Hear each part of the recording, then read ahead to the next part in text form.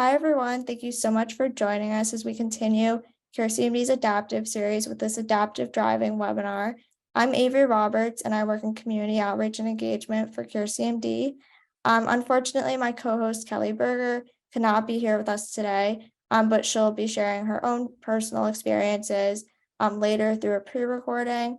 I'm also here alongside the rest of the CMD outreach team. We're excited to dive into this complex and somewhat overwhelming topic, but is another valuable resource in maximizing your independence as an affected individual living with CMD. All right, so this webinar will be focused on understanding adaptive driving options and the processes involved. Vehicle modifications will also be discussed, along with how to find resources and support for financing an adaptive vehicle. For anyone living with a neuromuscular disease, getting from one place to another can be a challenge. So we have some community members who you'll be able to hear directly from, who have already been through these experiences, as they hope to guide you through the journey of driving to get out on the road. This webinar is being recorded and will be available on our YouTube channel in the coming days. And there will be an audience Q&A towards the end of the webinar where you can ask our informative speakers your questions. So we will be utilizing the Zoom Q&A feature during the webinar. Feel free to either save questions until the end or start entering them into the portal at the bottom of your screen. There's also the regular Zoom chat portal where you can chat there or for any tech questions. We have staff monitoring both, so we are happy to answer any questions or concerns you may have. All right, so now our speakers. Amy Lane, the Director of Education and Training at the National Mobility Equipment Dealers Association. Lauren BOLDUC, the owner and president of Electronic Mobility Controls. Phil Nuza, the Chief Officer of Operations of EMC. KAITLIN FINCH, Director of Driver Rehabilitation Services for the Ohio branch of the Driver Rehabilitation Center of Excellence, and then Simon Cantos and Kelly Berger, who are both drivers and CMD community members. We appreciate you guys being here with us today. All right, so at this point, I'm going to pass it over to Amy to touch on locating and purchasing an accessible vehicle. My name is Amy Lane. I am the Director of Education, Training, and Conference at NMEDA. And my goal here today in 10 minutes or less is to give you information about NMEDA and NMEDA's role in helping people with disabilities have the ability to drive or access transportation in personal vehicles modified with mobility equipment. So more specifically, what are the best practices when searching for an accessible vehicle to purchase? So lots of information to go over in a short time, so we're going to get started. So here we go. So NMEDA stands for the National Mobility Equipment Dealers Association. We are an organization comprised of, comprised of anybody who's interested in the automobility industry. So our membership includes over 600 mobility equipment dealers, manufacturers of equipment, as well as allied healthcare professionals and people who are just generally interested within the industry. NMEDA, in addition to the mission that you see here on the slide, NMEDA also administers something called the Quality Assurance Program, or QAP. It is the only nationally recognized program in the US and North America, as a matter of fact. And QAP is something that's required for all of our dealer members. Before your eyes glaze over and you kind of like tune out on my third slide, let me give you a few real examples of why this is so important to consumers. Because let's face it, as a driver or a passenger in somebody who has mobility challenges, it is so important to have access to safe transportation options. It's not just a luxury, it is a necessity. So by being a QAP dealer, there are some rules and guidelines that they have to abide by. So for example, they have to make sure the installations that they're doing on your vehicle follow strict guidelines and they're abiding by that. The technicians that are actually doing the installation must be certified to do that installation. You can't just have anybody throwing equipment inside your vehicle. And they also have to offer 24-hour, 7 days a week emergency roadside service. So those are some really, really important features that a QAP dealer would have to abide by. There's many more examples, and you can go to that website there and find that information out. But let's look at a few more reasons why you might want to go with a QAP dealer. So many of you may be very familiar with wheelchair securement systems or automatic docking systems. So what happens on the underside of a wheelchair, there's a bolt, and then that bolt, there's then a base plate you see there on the right. That bolt then rides into that base plate that's secured to the floor of the vehicle, usually a minivan. And then what happens is that person then is secure in their vehicle when they're being either driving or riding as a passenger. So we had a case where a customer went to a non-QAP dealer and complained that that bolt was catching on carpets and thresholds. So what this person who really didn't understand the industry did is they cut off that bolt off the underside of the wheelchair, basically rendering the entire docking station ineffective. And, you know, this equipment is not cheap. So they basically made this entire safety feature ineffective for this consumer. Here is another example of what a QAP dealer and manufacturer would not do. And that is, did you notice this driver is sitting about 10 inches to the right of the steering wheel? So the reason they did that is this particular manufacturer had installed a ramp on the driver's side of the vehicle. And you may think, well, what does that matter? What's the problem with that? Well, this is the problem, is that it basically makes that driver sit away from the door because it takes up some valuable space within that front passenger or front driver position within the vehicle. Furthermore, because they put that ramp on the driver's side, the client was unable to fully depress their hand control brake because of the position. So this is another example of a hazardous situation where the installer of some simple lifts didn't adhere to the QAP guidelines. If you look at that wiring, it's wrapped around the outside of a vehicle bumper. And then on the right, you can see where they just duct taped a wire. And then over time, it became frayed. And you may, again, think, well, you know, what's the big deal? You know, you see that all the time. The problem is that it can cause fires. And that could be a life or death issue for some people who are in a wheelchair or sitting in a wheelchair within the vehicle. So fires can happen due to faulty wiring and faulty installation. So just be very, very aware of that. There are significant ramifications for those, you know, maybe insignificant issues. So hopefully you can see now that there is value in working with a QAP dealer. So the next thing is you might wonder, well, where can I find one? On the NAMITA website, we have a listing available 24/7 of all the dealers available within the US and Canada.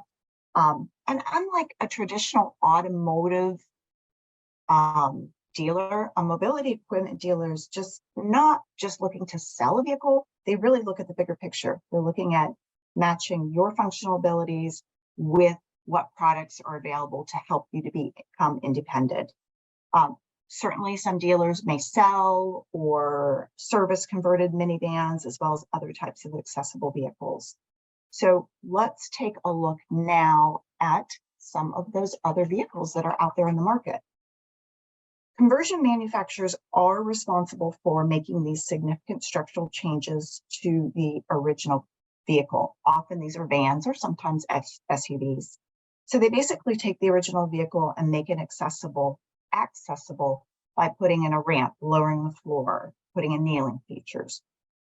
And the insignias that you see here, these are different manufacturers that do this. And what's important to notice is that these are the companies that are sold through a dealer network. Now, to make that clear, what does that mean to you as a consumer? That means that if something should happen to that vehicle, there's a breakdown or you have a servicing issue, while working through a dealer network, you will have a dedicated service center available to help if something should happen. And that's really important to note because while internet sales can be very, very lucrative, and believe me, I know I love a great deal on Amazon, but we want to make sure that you have access to service centers and can be that can be taken care of if you have any problems. So what do I mean by converted vehicles?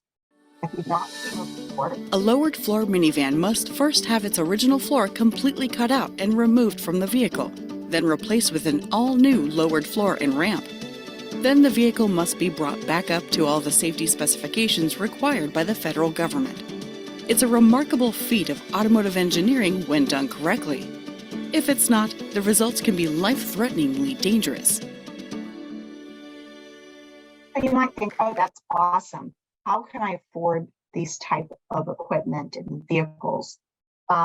So many vehicle manufacturers actually have special mobility financial assistance programs available. If you go to the NAMITA website, there is a sub page for financing, and it'll list the most current listing of those rebate programs, as well as commonly covered equipment, which again, you can see here. So beyond the financing programs and rebate programs, there are a lot of other options out there for your financial assistance. You see a few of these here listed. The most important thing is work with your mobility equipment dealer, work with your driver rehabilitation specialist. Part of their job is to determine what funding or financial assistance you personally may qualify, because everybody's a little different in what they have access to. So real quickly, just want to review some general guidelines when searching for accessible vehicles or adaptive driving equipment.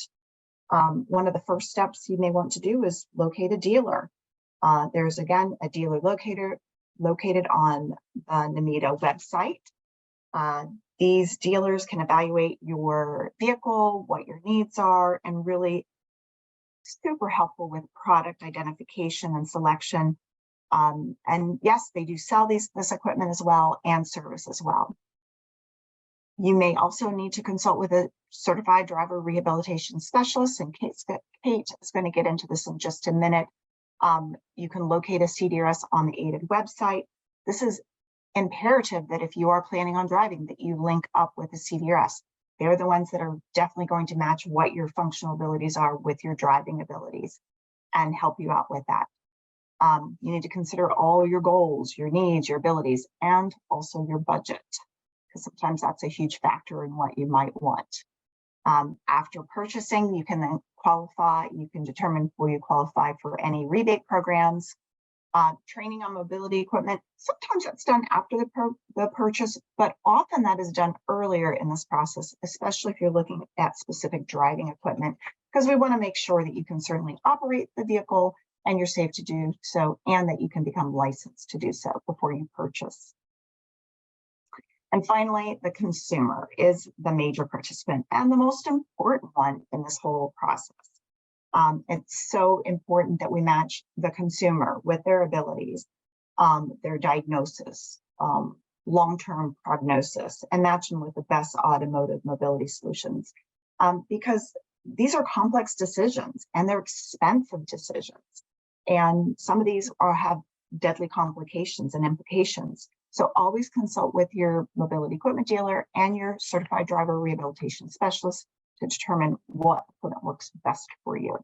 So I am happy to field any questions at the end of this session. Thank you guys for allowing me to be here. For more information, you can reach me or anybody at NAMITA on the website there. Contact information is shown.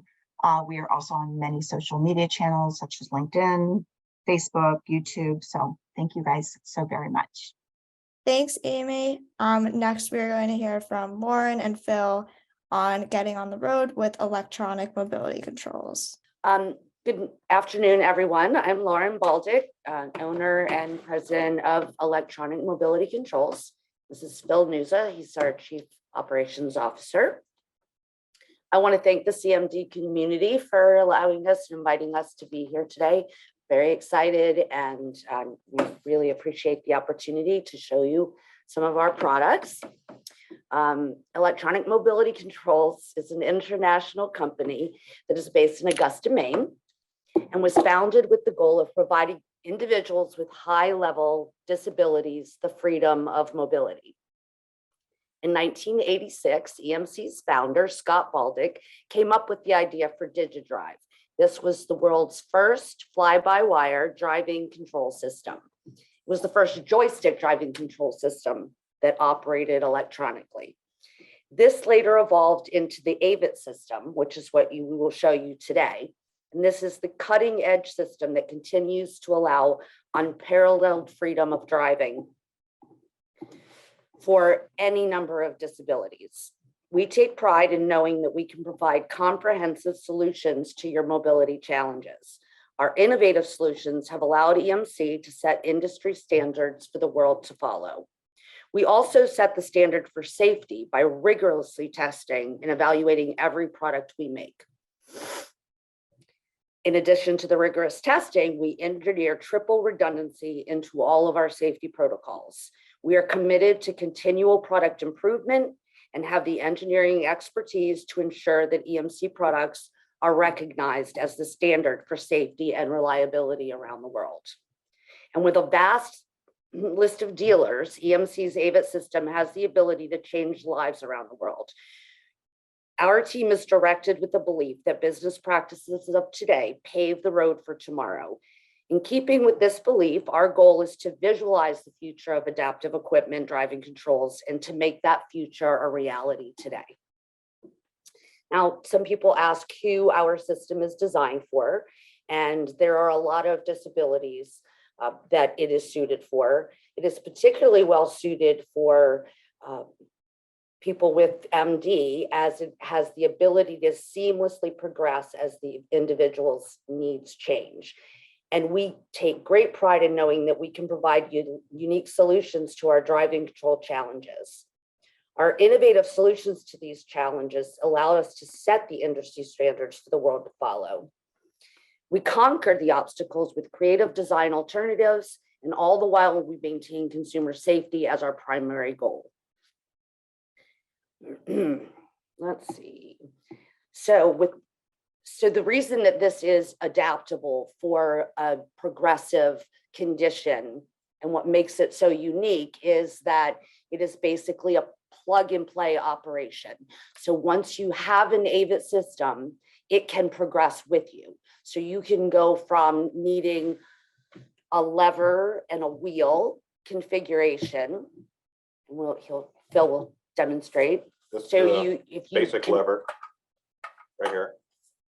What's unique about the lever is that the effort it takes to operate this in the gas and the brake direction is internally adjustable. If it needs to be easier to move in the brake direction or the gas direction, it's done internally. It can be done right at the dealer. It has the ability to adapt with the driver's needs as they change. And not only can this be done mechanically internally, but electronically within the system, the sensitivity can be adjusted both for the gas and the brake direction. Software. In software. Now, if a progression gets to where, this doesn't work anymore, this input device, it's just too much pressure no matter how soft it's set up, it can easily be swapped out for a J series. And the mounting system on these all the same. So the ball goes on, so there's no redesigning the mounting configuration or what have you. And this takes a whole lot less force to operate back and forth in the gas and or the brake direction. And as Lauren explained, they're simply plug and play. So you could start with a wheel and a lever and be using two hands. And you're going to need to bring that this way. It's not in the screen. This is the main chassis, the part that's in the vehicle. This will always stay the same no matter what changes input wise. And simply it's just plugging in one device here, unplugging it, plugging in the next device. It is that simple. So you don't have to reinstall the system. You don't have to get a new system. All you have to do is change the human interface that will bring the equipment that you need to you. And so then we can talk a little bit, or you can show more of. Yep, of here's those. an example of the wheel, and this as well, like the lever, has springs under a compression plate in the top here, and these springs are adjustable with different pressures, which makes this wheel either easier to move or it can be stiffer. Along with the wheel, we've got a numerous array of orthotics that can be attached to all the input devices. That's a single spin pin.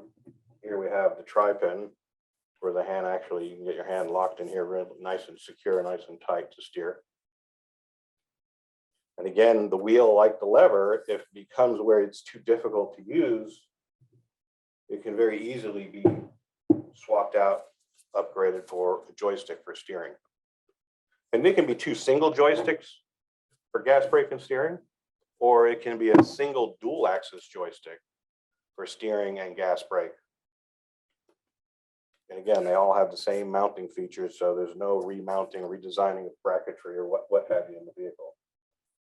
It's an unlimited amount of flexibility, and again, the beauty of this design is that if you become weaker and you need different equipment, it's just a matter of changing this one interface.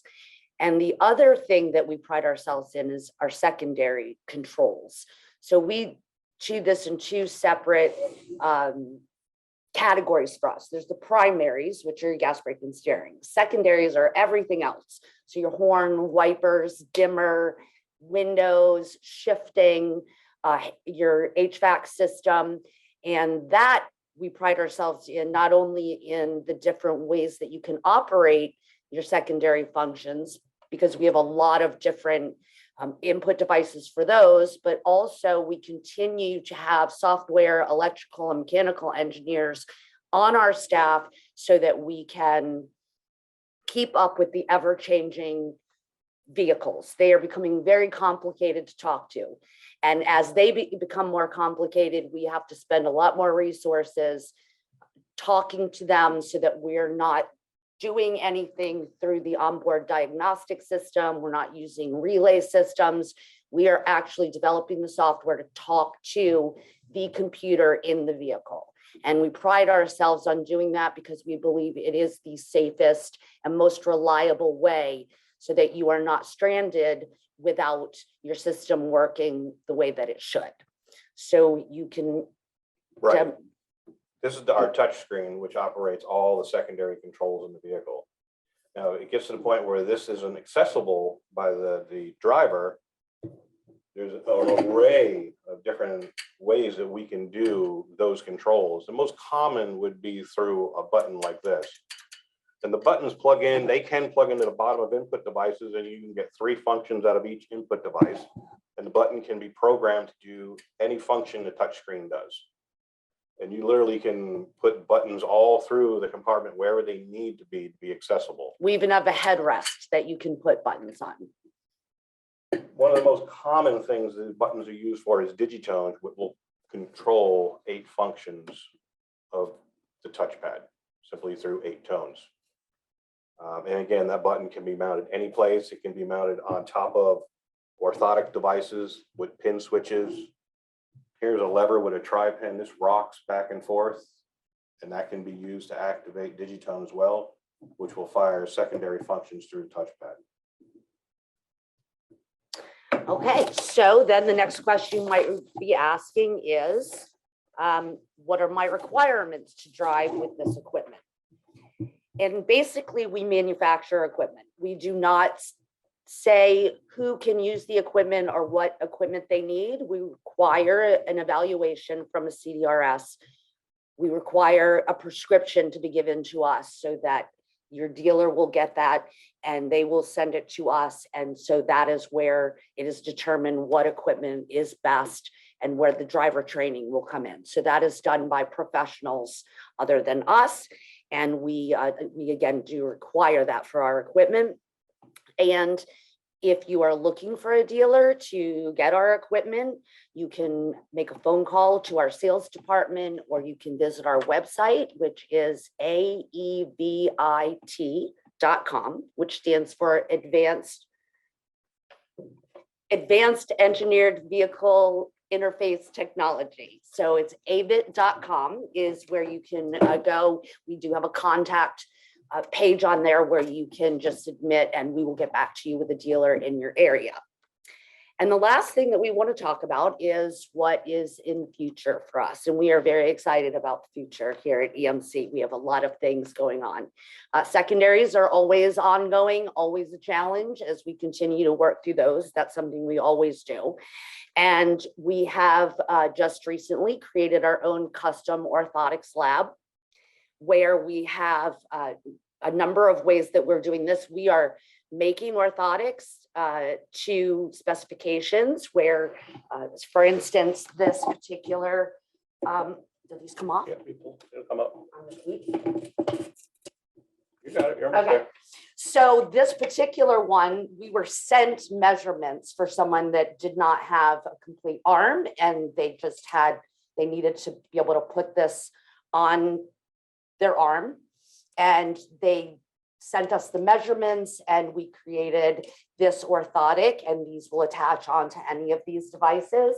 And we have different finishes, we have rubber finishes, we can do them in different colors. And so we're really excited. This is something new for us that we've just been doing. And we're going to come up with packages for evaluators to be able to buy a certain number of them to have in their evaluator vehicles so they can see what works best. And then they can call us and say, I like this one, this works for this person's hand, but we need it a little bit bigger, we need it a little bit smaller. We will send out a prototype.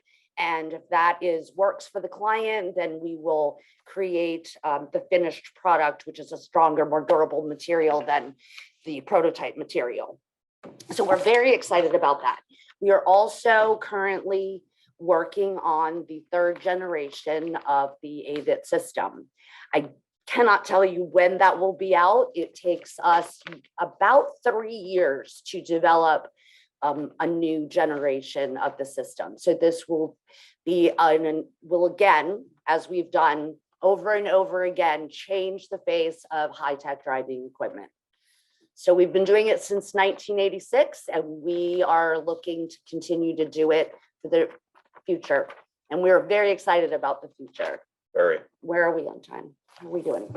We're doing pretty good. See how much time we have left. Yeah, we're good. We're right on time. Oh, right on So, time. yeah, that being said, I think that about covers it. Do you have anything else that no. I missed? No. I think, let's see.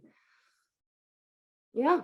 All right. So we hope that that was helpful. Again, we have a very well-trained staff. You can reach out to us through our website or by telephone if you have any questions, or if you need to be directed to an evaluator or a dealer in your area. We're here to Thank help. you very much for allowing us to be here today. Thank you so much, Lauren and Phil. All right, now Caitlin is going to take us through starting the driving process. Is that visible now? Looks Perfect. good. Awesome. So I'm just so excited to be representing the close to 400 CDRS available in our national organization, well, national and Canada extended, but there are about 400 people that have the CDRS credential. And I'm KAITLIN FINCH. I'm an occupational therapist. I have my master's in occupational therapy. And then I entered the field of driver rehab in 2016. I have my CDRS, and I also specialize in high-tech driving systems like what you just heard from EMC, which are commonly used for the muscular dystrophy population. So let's let me do this here. Okay. So what is a driver rehab specialist? That now it's saying that my window closed. Hold on just a second. Try that again. This one, is that working now? Okay, perfect. Yeah. So there are different levels of a driver rehab specialist that you might see on our ADED website. So ADED is our national accrediting body. They are the people who develop our certification exam and make sure that we're meeting all of the ethical standards that we should as a driving rehab professional. There are driver rehab specialists, driver rehab professionals, and then certified driving rehab specialists. Now, the CDRS credential, or the certified driving rehab specialist, is considered the gold standard. And so those are the people that have done the most amount of training to achieve that certification. And throughout this presentation, I'm going to refer to driver rehab specialists as CDRS kind of interchangeably, but just know that there's a difference in the levels. And if you have someone who doesn't have a CDRS credential, just understanding what their background might be to see if they could still meet your needs would be appropriate to call and ask, right? So the next thing that we'll talk about is, what do a driver rehab specialist help you with? Right? So you're going to establish what your level of progression of your disease is, what your history of driving is. Have you always been able to drive and now you're transitioning to a different level of equipment? We're going to utilize standardized assessments, and we're going to develop a personalized plan of care and then provide education resources as well as funding opportunities, which we'll discuss a little bit later here in the presentation. To find a driver rehab specialist, and as I discussed, there's different levels. You would go to aded.net and find someone close to you. Now, there is a way to search by CDRS, there's a way to search by DRP, and then there's also just a general member search. If you cannot find a professional in your area, you can also just contact ADED directly and see if they can help pair you with someone close by or willing to travel. There are some companies that will travel. DRCE is one of them. So depending on where you are at, if you're not near one of our offices, maybe we could help fill that need for you. So when you come for that first visit, so you've heard you need to get evaluated by a CDRS or a DRS professional, and you come to the office. What are you going to expect? That first part is going to be a clinical evaluation. That's going to look at all of those skills related to driving, cognitive functioning, road knowledge, vision, reaction time, all of those things that are components, but not the whole picture of driving. And then also typically in that same day, you're going to do a behind the wheel, trial of the equipment, if that's what's appropriate, or a behind the wheel introduction to driving. Typically that's going to be in a parking lot or nearby smaller roadways if you're new to the driving task, or it's a new type of equipment for you. And then as you get through the training process, you'll get more and more layers of difficulty with the driving task in general. So, as part of the medical review process, you're also going to have different state requirements. So I am located in Ohio, but our home base office in Virginia has different requirements than what I have in Ohio. So we have to work with the state, governing agencies of licensure, the BMVs and DMVs out there, to make sure that you have the appropriate forms filled out by your doctor, or request a test, or whatever the case may be that your particular state requires. Your CDRS will help to guide you through that process, so you don't have to try to figure it out on your own. It's just something to be aware of, that there may be multiple layers, not just a CDRS evaluation, but eventually testing with whatever equipment is appropriate in your particular state, which may apply restrictions on your license to always have that type of equipment, and etc. So just know that the CDRS is going to help you with those requirements, but knowing ahead of time that it's a little bit more lengthy of a process than just going and picking up your permit and picking up your driver's license. It just adds a different layer. So then there are low and high tech options. So I know Lauren and Phil obviously went over the high-tech options of what EMC is capable of, but depending on where you are in your progression of muscular dystrophy, there are some drivers that start with a typical vehicle, an OEM original equipment modified vehicle, like just the wheel and pedals. As your disease progresses, you may then also require adaptive equipment. That could start on the low-tech side. That could start on the low-tech side with maybe it's a hand control because your legs are more inconsistent than your upper body. Maybe you need just a spinner knob, and that helps you to control the vehicle a little bit better than having both hands on the wheel. And especially if you have a hand control, you're going to need a spinner knob. So again, it's just pairing that right equipment to you through the process of evaluation and training.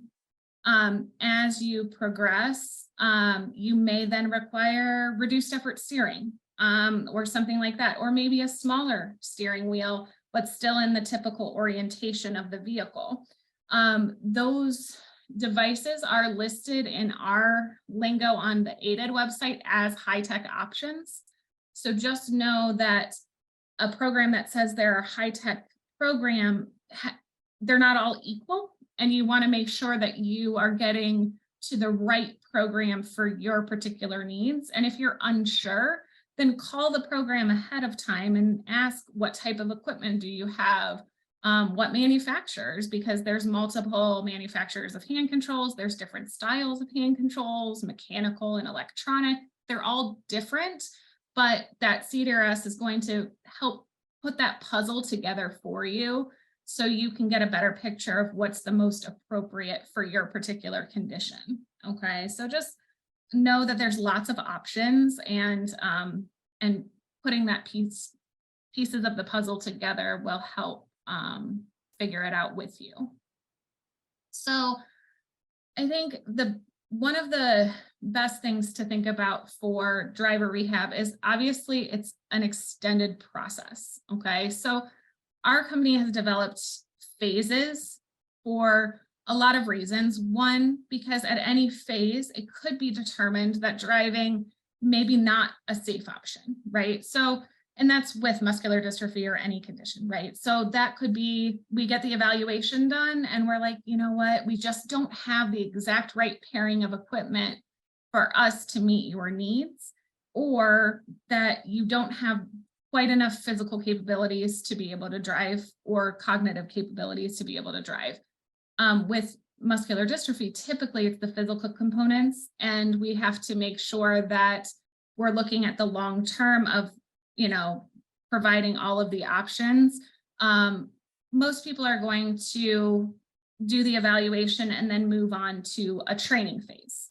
Okay, so phase 2 would be training with what we think is the most appropriate pairing, or finding a program that does have the appropriate pairing. If, like, our program has an extensive amount of equipment that we can access, however, not every program does, so maybe you're going to be referred to a different program that has the right equipment for you.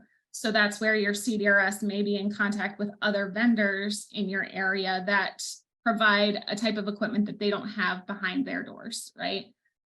And then phase 3 would be licensure. Typically, this could be done in conjunction with phase 2, towards the end of phase 2, of like within that first selection of hours, we might be able to get the licensure part done as well. So it might be kind of a combined phase 2 and 3. But if we have the training done and we know you're ready to test, but it just takes a lot to get through the state paperwork, we may separate it out to a phase 3 for, especially if we're requesting for Voc Rehab as a payer source, because they like to see kind of what can be done in each month of service is fairly typical of Voc Rehab. And so we wanted to make sure that we're delineating that phase 3 is obtaining your driver's license with the appropriate restrictions. And then phase 4 would be getting the vehicle equipped with the prescription. So after you test with the equipment, the CDRS that you're working with would then write a script which would then go to the NMETA dealer if you go directly, if you're paying out of pocket. Or it may go through a bidding process if it's Voc Rehab or some other service that, you know, they want to get comparable bids just to make sure they're not spending extra money than they have to. And then once the dealer is chosen, you then build the vehicle, right? So then that building process takes some time, but it'll also involve fitting.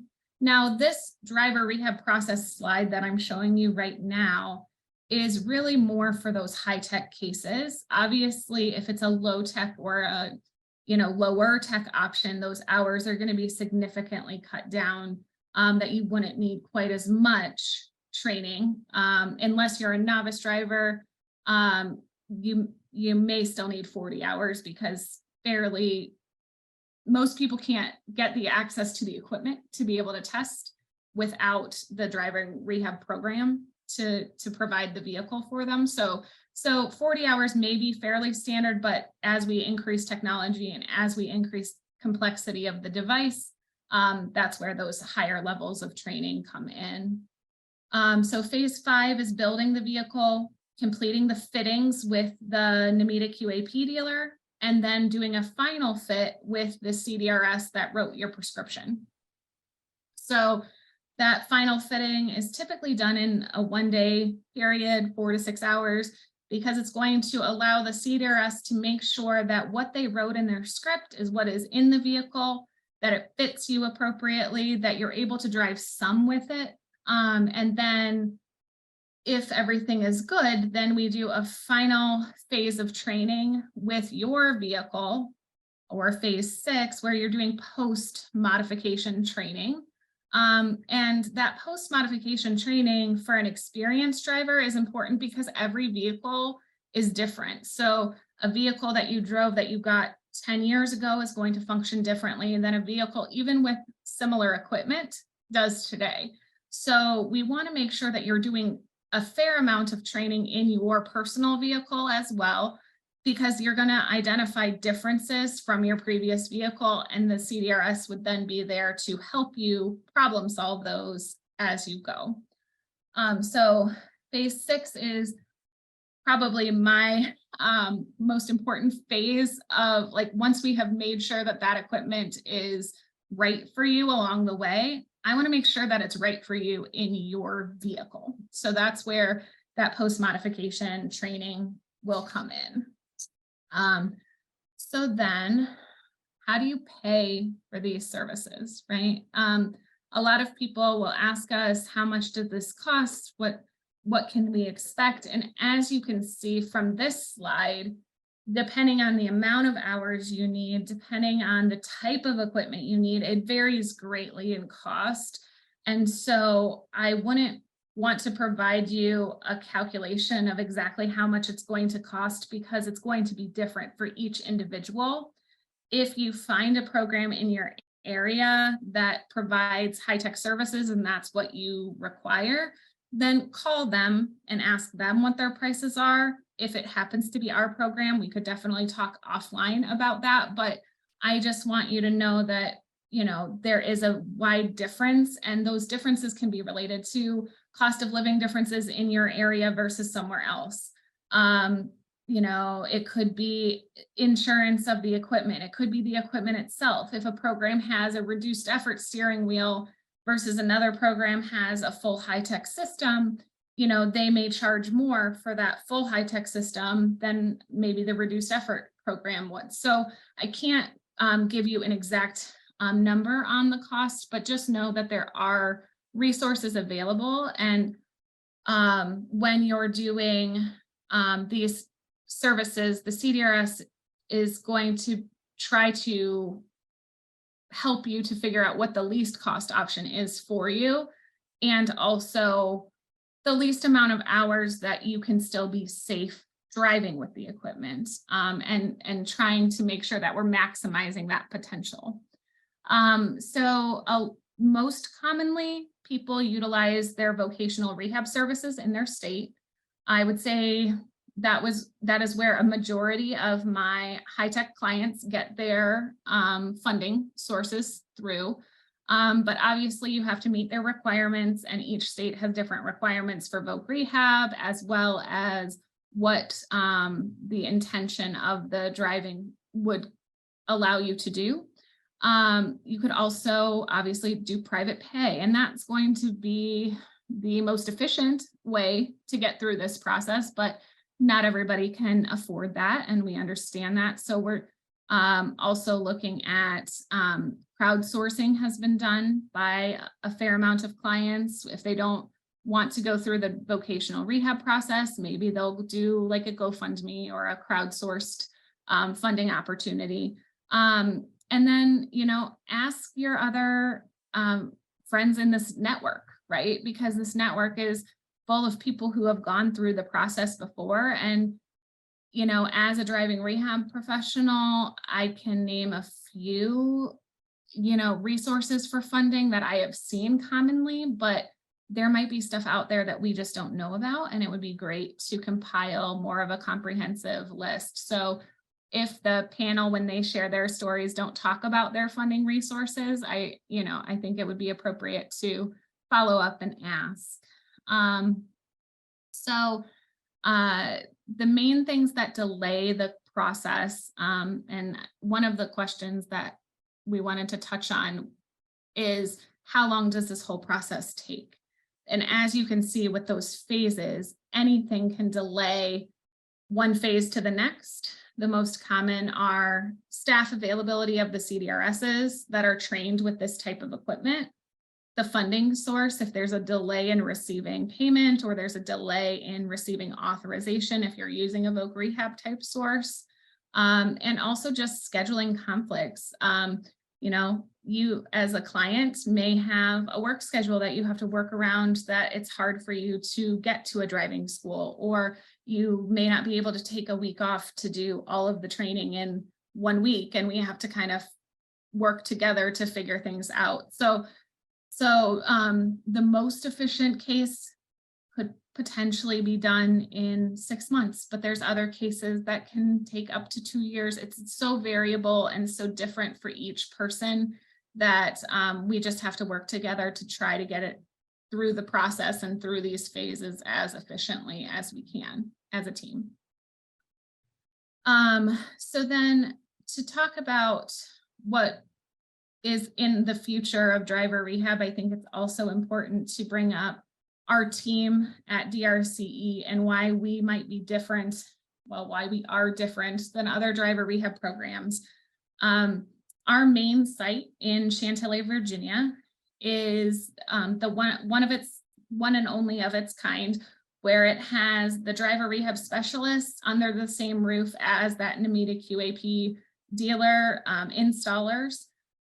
So we can provide both the driver evaluation and training, the case management features, as well as the mobility solutions. This helps not only the main site, but also me in Ohio. I have a direct resource to know what is appropriate for each vehicle, what systems are compatible, if there's any new changes to that new vehicle that just came out that I should be aware of when recommending equipment. Will certain wheelchairs fit better in other things? I can ask those to the highly trained technicians on my team and not necessarily have to work with multiple different companies to try to find that answer. So it just helps with efficiency.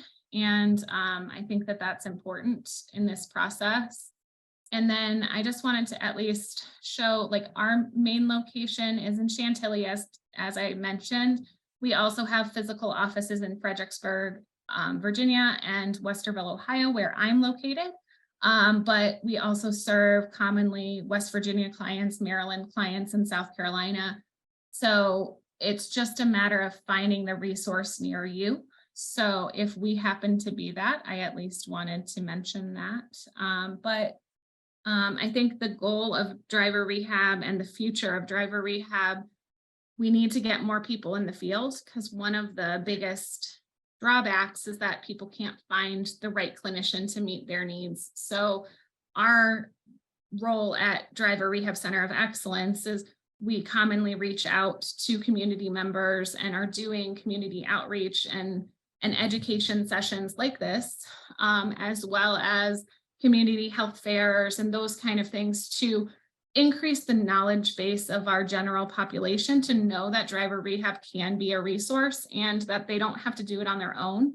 And I think the more programs that do that type of activity and outreach, the more we're going to have more CDRS in the field, and also new therapists that are looking for a unique specialty will be drawn to driver rehab sooner, which will ultimately serve all of the clients' needs more efficiently. So that is our future goals, and the end of my portion. So I'll let the panel go over their stories of how they became drivers.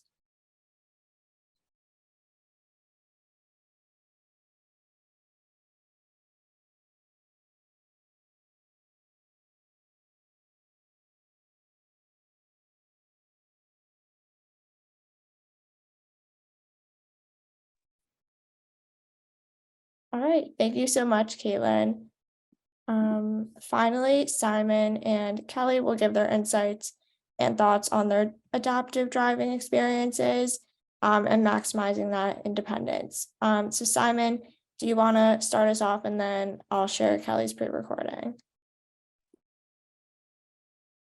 Okay. I'm Simon Cantos. I've been a disabled driver for over 20 years. I started my quest to get my driver's license at 16. It took about 2 years, and I got my driving license at 18, and my first vehicle with actually an EMC AVID system at 19.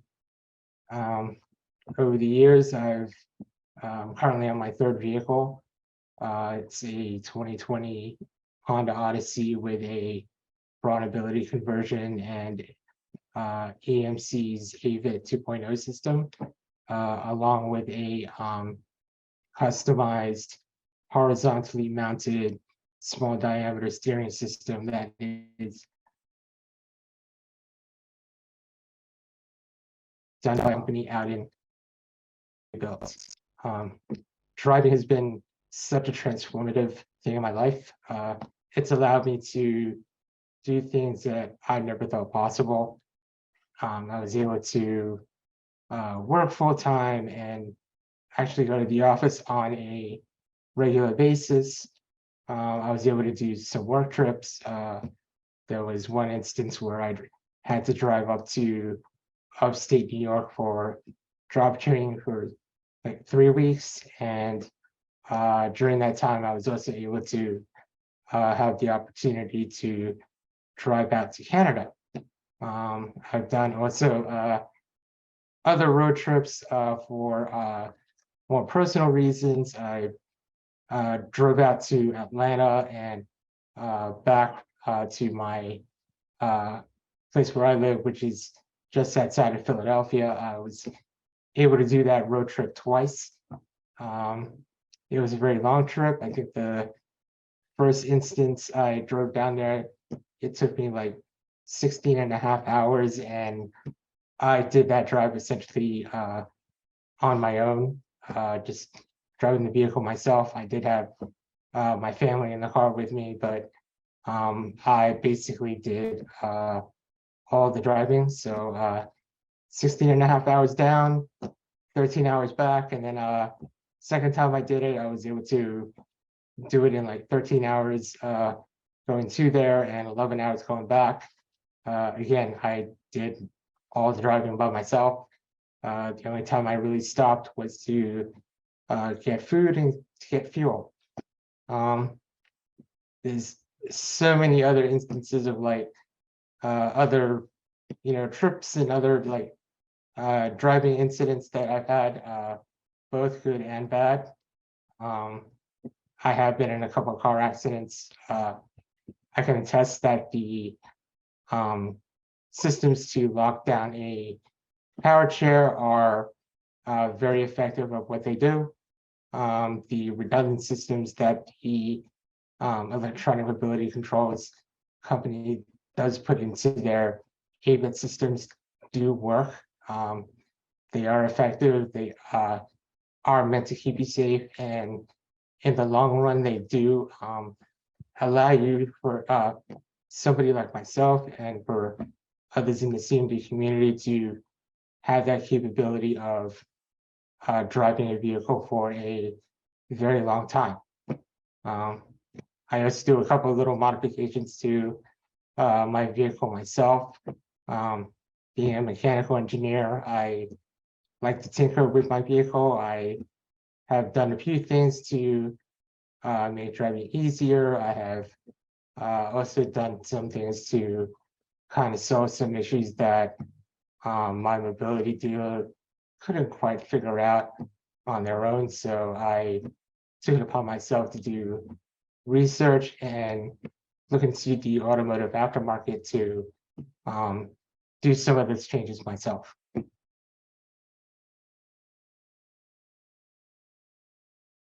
I think that's it. I agree. Okay, I'll go ahead and share Kelly's pre-recording.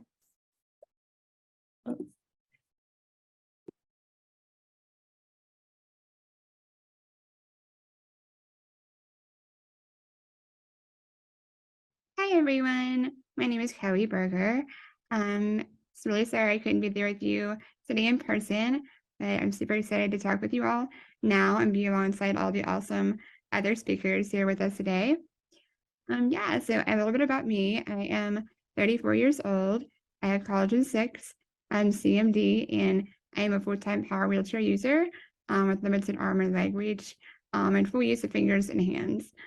And like Simon, I am a high-tech driver as well. So I drive with EMC hand controls through a joystick operating as gas, brake, and steering, and a computer screen to help control the different functions like starting the vehicle, etc. So I first started driving when I got approved into the vocational rehab program department for financial assistance and independence. So officially that was a junior in college. So I was out on the road about age 21, so nearly 13 years of road experience now. As far as accessible vehicles that I've had, I am currently in the midst of my second accessible vehicle mod. Right now, my current vehicle is a 2010 Chrysler Town & Country minivan. And I actually just purchased a 2023 Honda Odyssey Sport van. It's recently been up at Brownability in Indiana, getting a full floor conversion, lowered ramp install there. And then it got equipped with the wonderful folks at EMC up in Maine with the electronic hand controls.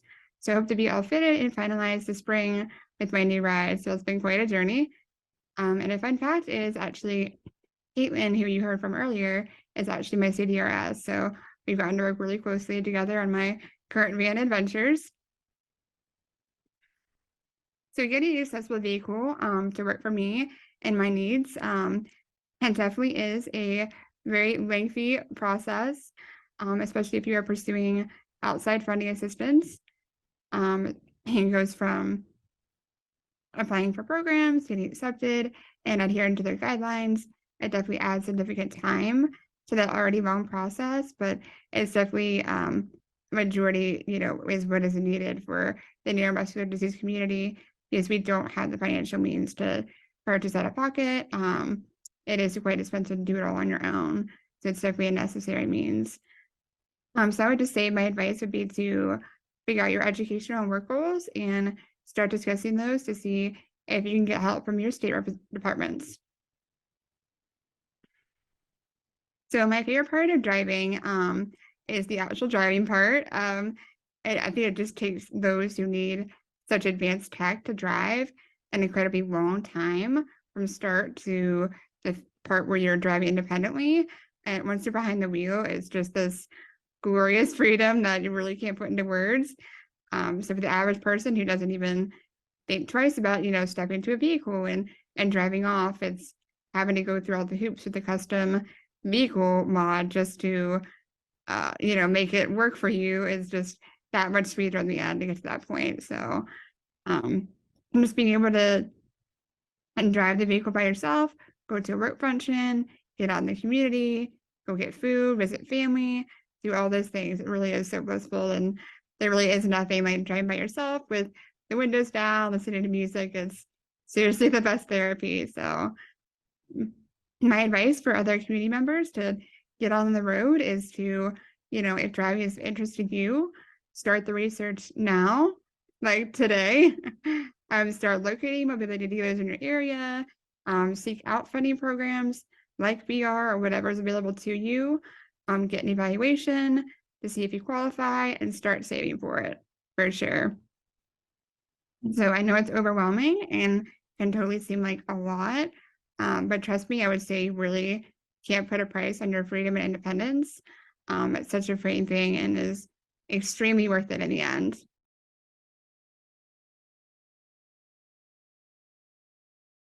Hi, All right, so we'll go ahead and open up for questions for Q&A. So if you have any questions for our speakers, please go ahead and enter them into the Q&A portal at the bottom of your screen if you haven't already. Okay, so Caitlin, I guess this would be for you. What do you do if your voc rehab rep is not responsive to getting started with the initial eval process? Should you have an initial eval to assess needs first before engaging voc rehab? So I've seen it done both ways, where if you are not currently a vocational rehab client and you don't already have a plan of care and goals, you could potentially do at least that initial evaluation to make sure you're a candidate for driving before you really push voc rehab to do the rest of the funding. Sometimes that is received a little bit better because you've put some skin in the game and that it's actually an opportunity that you can proceed with based on the recommendation from your CDRS. The other option is just, stay on top of the process as much as you can. Be that squeaky wheel, because the more you talk to your vocational rehab counselors and the more you talk to that funding representative, the more likely they're going to work towards whatever goals you have on your plan of care for the voc rehab side.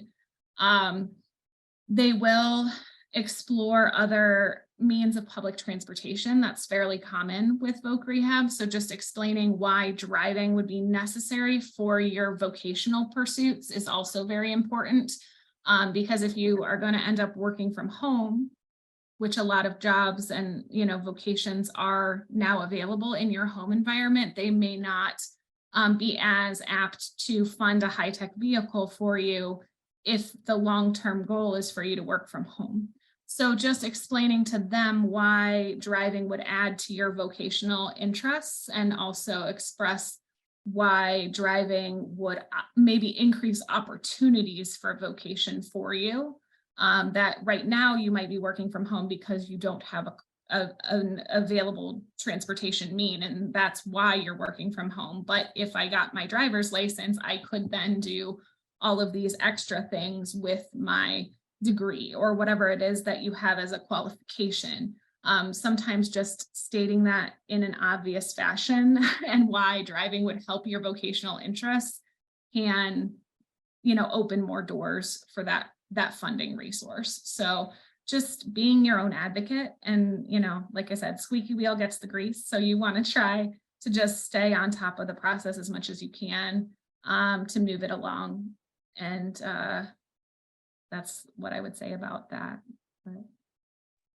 All right. Thank you for also answering Nicole's question. Was there anything else you want to add to that? So Nicole basically just was asking, as an OTA in a particular area, where could I find resources to, learn the driver rehab side? And as a OT, OTA, PT, PTA, kinesiotherapist, any health related profession, as well as driving instructors. There's different pathways of how to become a CDRS, and those are all on ADED's website as well. So if you do that aded.net website, you can look at educational pathways, and then you can figure out what are the steps that I would need to do from where I currently am today to become a CDRS. And a lot of that is through mentorship. So you do want to try to find a program close to you that you could maybe shadow at and make sure it's something that you would want to pursue. So, yeah. Okay, and then there was also a question saying that while listening, this community member did a search on ADED.net for CDRS in their area to get his 18-year-old daughter started. But the closest one seems to be 2.5 hours away. So what do they do in this case to get her evaluated? So like I said before, depending on the program, some do travel. So without knowing exactly where that client would be, and obviously I can provide an email address as well if any. I'll type it into the chat box just so if you have further specific questions for your case, I could help out at a later time. But I would say that tends to be the biggest barrier for most people, is that the evaluation and the training is not close to them. So if the closest resource is 2 hours away, it may involve traveling to get to them, at least for the evaluation piece. And then you know what type of equipment you're looking for, and then you can look even further into which providers can have access to that type of equipment, and then figure out if there's a way to have it completed closer to home. I know that there are some states that don't have a single CDRS in their area because, they have driving instructors that have taken over that population, and they don't necessarily have that same background, but they have had enough experience to, be able to serve the communities in some fashion. And so just trying to reach out to those programs and see if maybe they do have a travel option could be a potential solution. And if they don't, then it may involve traveling to get the resources that you need. And unfortunately, until we have more of us in the field, that may just be the reality for some. So. And then is the entire process like 1 to 1.5 years for a new driver as well? I'm assuming yes, right? It can depend on how quickly you can get those hours of training completed. So as I discussed in those phases of training, some programs will try to do as many hours in 1 week at a time as is able to tolerate by the client. Now, obviously, 2 to 4 hours is probably the most that this population is going to be able to tolerate per day. But if you could do 5 days a week, you're going to get through more of those hours in a shorter amount of time on the calendar, right? So if you don't have a job that you're competing with resources of, I work full time, so I can only do 4 hours a week, well, that's going to extend your training period significantly to somebody who has 2 or 3 days off in a week. So you just want to make sure that you're working with the clinician to try to maximize the amount of time that you can be on the road in a shortest amount of possible time on a calendar, because that's also going to help you retain and build skills easier throughout the process. So I have had clients be able to do it in a 2-week period because they can tolerate. Now, obviously, those are clients that can tolerate up to 5 to 6 hours of training a day in 2 weeks' time. But know that it's possible as long as you can physically tolerate it. So it's really just working with your CDRS to figure out how they're comfortable in providing those services. Okay, great. Amy, I see that you're typing an answer to a question. Do you want to just answer that live?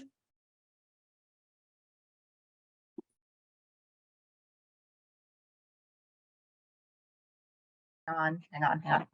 So Sorry about that. Yeah, I started answering it. I thought this is a really good question to answer live because it's a great question. I didn't want it to get lost. So the question is there a separate driver ed class for power wheelchair users? And to learn how to use a wheelchair, for sure, through your seating clinics, you can do that. But I assume this is related to driver education actually in a vehicle for power wheelchair users. So, and then the question continued, is there any use taking driver's ed through AAA, for example, or any of those classical driver's ed programs?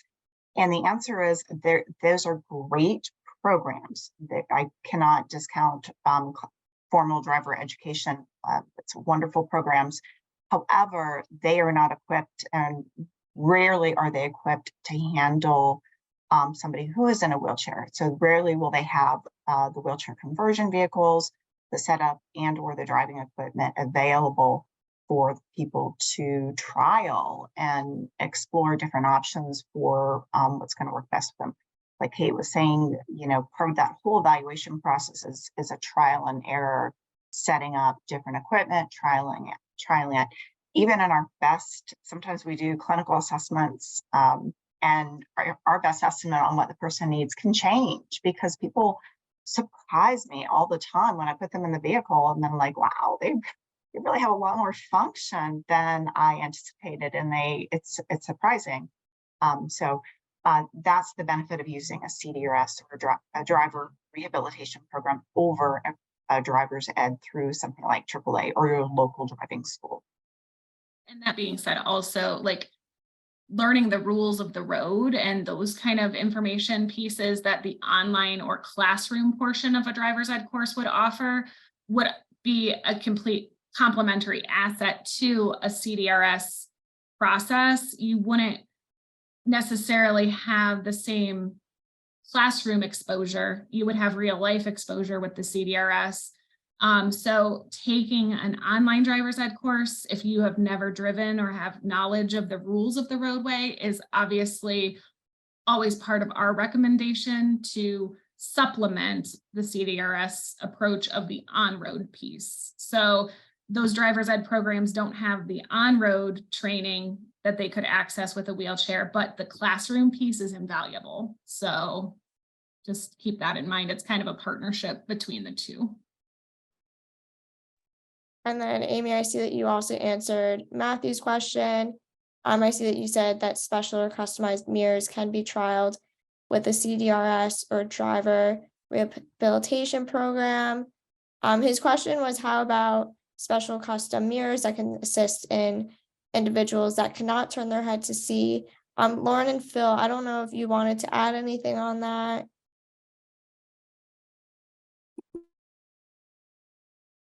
Yep. Hi, that is not something that we do specifically here, but we have definitely seen it done. Any mobility equipment dealer can install mirrors wherever they need to be. We've seen it in a lot of different vehicles, so that's an absolute yes. Yes, another popular one is video cameras outside the vehicle, you know, projecting inside on screens in place of the mirrors. It's very popular as well. Yeah, with technology, video cameras tend to be somewhat more accessible than they used to be. And so having external cameras portray to a screen inside can add visibility for clients that could never see oncoming traffic before because they just didn't have the range of motion. Now cameras could be mounted to capture more of that information and make it a safer environment. So we have definitely used mirrors, but also specialized cameras for external vehicle use that are Bluetooth compatible so they can translate the image. So just something to think about. And then I guess this is our last question, unless anyone else has anything else. What can we do if we live in Spain? I know everyone's located in the US, but CMD is an international organization. So we do have people tuning in from outside of the US. So I don't know if anyone knows any other resources for someone specifically located in Spain or just internationally in general. If We have sent equipment to Spain. That person would just need to look for local resources for a mobility equipment dealer. It would be the same, in our case, the same process as it is in the United States. I don't know the processes in Spain for evaluations or driver training, but I do know that there are companies that are dealers, just as there are in the United States, that install the equipment, and we ship all over the world. So they can go to our website and fill out the contact information and ask for the for a dealer in Spain, and we could help them out with that information. I was just going to chime If they in. need that. Yeah. ADED is also an international organization, the Association for Driver Rehabilitation Specialists. I, off the top of my head, do not know who who is available in Spain, but they would be able to at least find some resources for you. So feel free to reach out to aded.net and ask them if they can get you any connections. At least, and that's the piece of the evaluation, the driving evaluation and training. But as Lauren mentioned, you know, certainly there are dealers and associations in Spain that probably you would have to research and find. Lauren, it's actually aded.net is the driver rehab site. I just saw you chime in with how to spell it. And then what is the best way to find financial assistance or grants?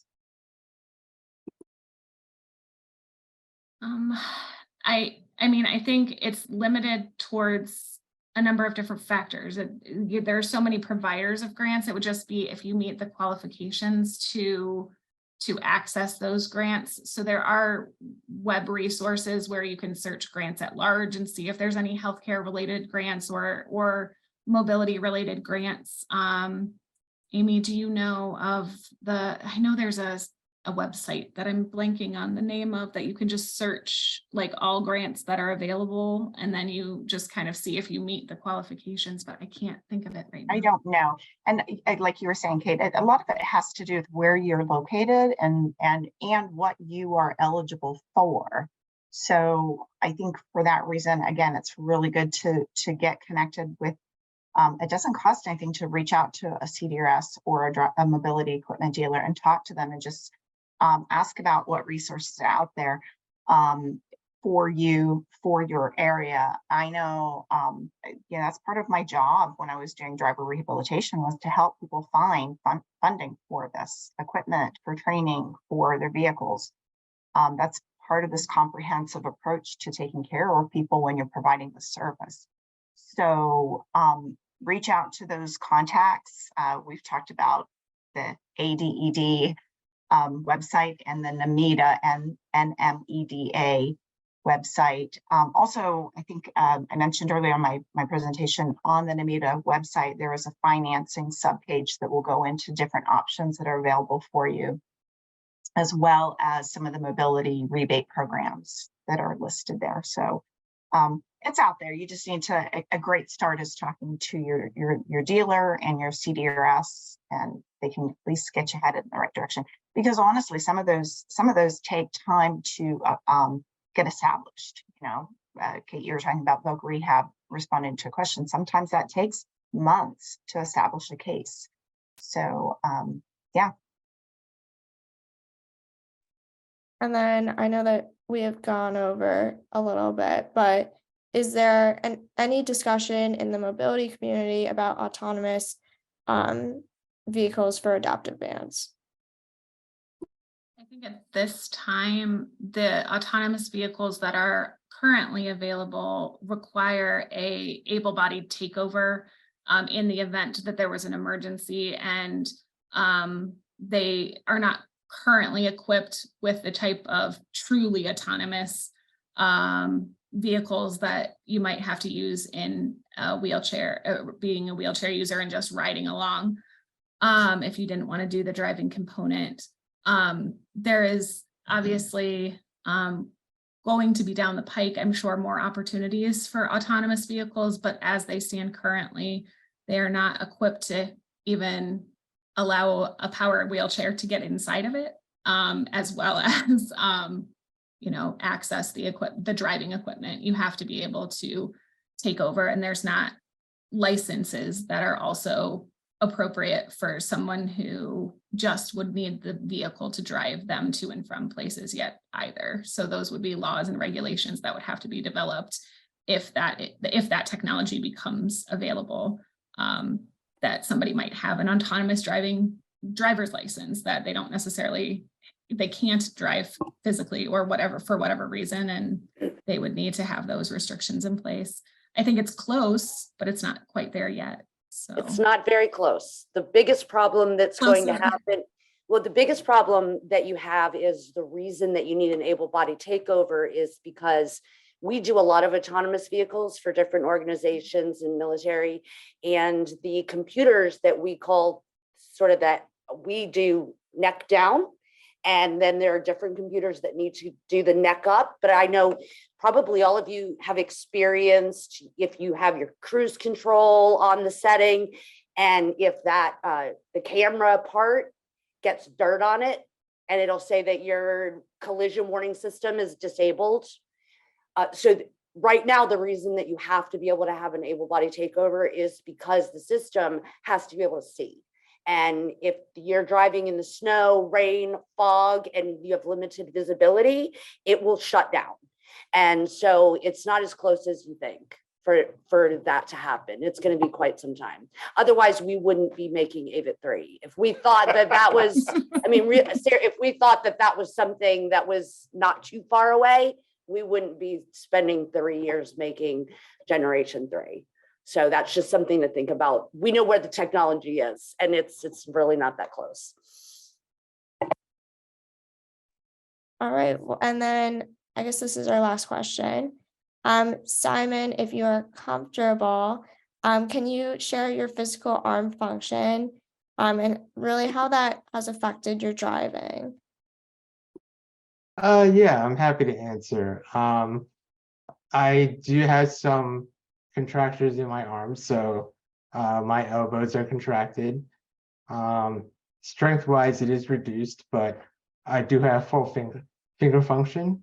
Hand function is, although weak, it's still fully functional. So, like I mentioned before, I do use an EMC AVIT system for the gas, brake, and secondary controls. I do have a customized horizontally mounted near zero effort steering wheel system that isn't done by EMC, but is done by a separate company that does work for me. It's a setup that I've been using for my entire 20+ years of driving. So I did test an EMC wheel that allowed me to retain the original steering wheel, and drove it around a parking lot, and I felt like I could probably use it, if after some practice, but just at the end of the day, I really thought about it, and I was like, I'm just gonna stick with the current setup that I've been using for almost 2 decades now. So I kind of went with that. There were advantages and disadvantages to that. It was a setup I was used to, but as cars have evolved over the years, the way my steering wheel is works is that it's still a mechanical linkage to the original steering rack that the vehicle was equipped with. So basically the near zero effort system that is used to kind of provide that near zero effort is done through an electronic motor and not a hydraulic system like it was done in the past, because most current vehicles now are using electrical power steering to basically steer the vehicle. And the thing that I noticed is that despite it being classified as near zero effort, it actually required slightly more effort for me to steer the wheel compared to an old hydraulic setup. I did kind of find a way to sort of reduce that effort by actually kind of going through the aftermarket and purchasing lighter wheels, which reduced unsprung mass that allowed steering to actually be like significantly easier. It's something that a lot of other car people have done to kind of improve handling, but with normal steering, you don't really sense that the benefit of lighter wheels. But if you go to reduced effort steering or near zero effort steering, that difference is actually like quite significant. It was a very noticeable change, and it basically reduced the steering effort down to something that I felt was actually quite easy. There was one question that was can an able-bodied drive these complex adapted vehicles? And depending on the system, yes. With EMC system, you would just disconnect the AVIT system and you could drive it completely typically. Some of the reduced effort wheels and those kind of things, they are a permanent adjustment. So therefore, if an able-bodied person utilized a reduced effort wheel, they would still have a reduced effort wheel when they were driving it, but they would be able to use the foot pedals. So it depends on what type of equipment you're installing. And also if the interface, like those hand devices that they showed, the levers and the wheels are in the way, then it would have to be reworked to allow that able-bodied user to use the same vehicle. But it can be done depending on the system. It would just matter, depend on what system you're using. So. All right. Thank you everyone for joining us today. Thank you to our speakers. We're so grateful for your willingness to share your expertise on all these different areas. We hope you find value in the variety of information you learned today, from the latest in accessible vehicles to starting the driving process, and just completing your driving journey overall to get on the road. Make sure to mark your calendars for our next webinar on accessible travel on June 3rd at 1 p.m. Eastern as we continue this series. If you have any questions, please feel free to reach out to us at outreach@carecmd.org. We're more than happy to answer any questions, whether that be about the webinar or other CareCMD programming. And then to keep the conversation going, share with us what you learned today by tagging us at CareCMD on all social media platforms. And you can use the hashtag CMD driving. Thanks everyone again for joining us, and have a great rest of your weekend.